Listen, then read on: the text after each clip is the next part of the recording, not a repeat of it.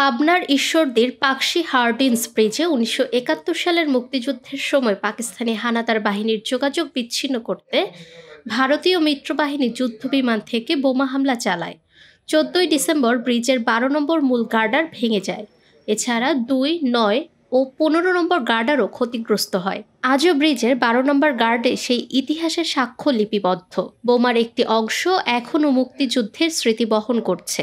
এটি বর্তমানে পাকশী রেলওয়ে সদর দপ্তরের ডিআরএম কার্যালয় প্রাঙ্গণে সংরক্ষিত। লোহার তৈরি খোলসটির ওজন প্রায় ২ মণ। সিমেন্টের বেদিতে গাঁথা ও লোহার বেষ্টনীতে ঘেরা এই বোমার খোলসটি এলাকার একটি গুরুত্বপূর্ণ ঐতিহাসিক নিদর্শন। প্রতিদিন দেশজুড়ে দর্শনার্থীরা এই স্মৃতিবাহী বোমা দেখতে পাকশী আসে। পাকশীর রেলওয়ের প্রকৌশল বিভাগ নিয়মিত এটি রং, পরিষ্কার ও সংরক্ষণ করে।